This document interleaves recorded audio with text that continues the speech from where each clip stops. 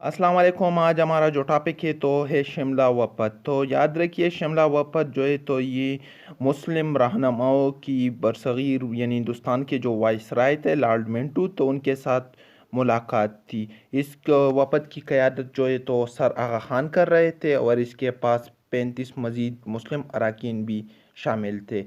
याद रखिए शिमला वफ़द जो है तो ये 1 अक्टूबर 1906 यानी 1 अक्टूबर 1906 को ये मुलाकात शिमला के मकाम पर हुई थी। जबकि शिमला कॉन्फ्रेंस जो है तो ये 1945 में हुई थी और शिमला मुआहदा जो है तो ये 1972 में हुआ था। ये तीनों जो है तो मुख्तलिफ चीज़ें हैं। तो इस मुलाकात का जो बुनियादी तौर पर मकसद अगर हम पस मंज़र को देखते हैं तो 1911 में तनसीख़ी तक़सीम बंगाल हो जाती है, जिसकी वजह से मुसलमानों को एक किस्म की मायूसी हो जाती है। एक तो अंग्रेज़ अपने वादे के ख़िलाफ़ वर्जी कर देते हैं, दूसरी तरफ जो है तो हिंदू जो है तो इंतहा पसंद रवैये को इख्तियार कर देते हैं और अब मुसलमान ये सोचने पे मजबूर हो जाते हैं कि इनके लिए एक अलग पार्टी की एक ज़रूरत है और कांग्रेस जो है तो इनके हुकूक की ज़मानत नहीं दे सकती। तो ये मुलाकात जो है तो ये अलीगढ़ कॉलेज के प्रिंसिपल की कोशिशों से मुमकिन हुई थी। जब उन्होंने मुलाकात की तो ये मुलाकात बहुत ही खुशाइंद रही और मुसलमानों के मफादात के लिए ये एक नुमायाँ हैसियत रखती है।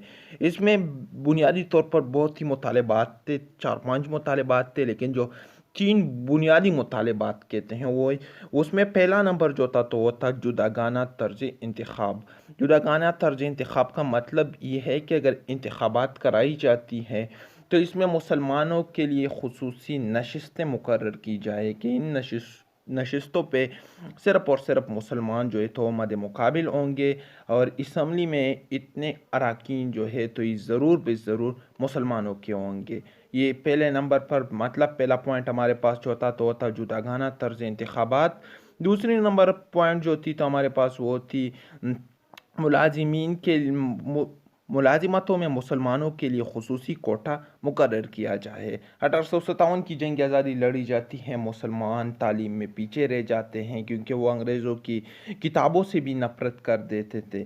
तो यही वजह है कि मुसलमान को जब बड़ी सी बड़ी नौकरी मिलती तो वो क्लास तौर पर भर्ती हो जाता और मुसलमान ग़ुलामी की ज़िंदगी बसर करने पर मजबूर हो जाते हैं। तो वो इस पोजीशन में नहीं थे कि वो दूसरों का मुकाबला कर सके। तो ये बात ज़रूरी थी कि उनके लिए खुसूसी कोटा कायम किया जाए कि इन सीटों पे सिर्फ़ और सिर्फ मुसलमान जो है तो भर्ती हो जाए। और तीसरी जो मुतालबा थी तो वो ये थी कि इस वक्त मुसलमानों की तालीमी हालत जो थी तो वो बहुत अच्छी नहीं थी। तो ज़रूरत इस बात की थी कि मुस्लिम यूनिवर्सिटियाँ कायम की जाए, मतलब मुस्लिम यूनिवर्सिटियाँ कायम की जाए ताकि मुसलमान जो है तो वो तालीम के मैदान में आगे बढ़ सके और इसके अलावा सेनेट में भी इसके लिए मखसूस नशिस्तें मुकर्रर की जाए।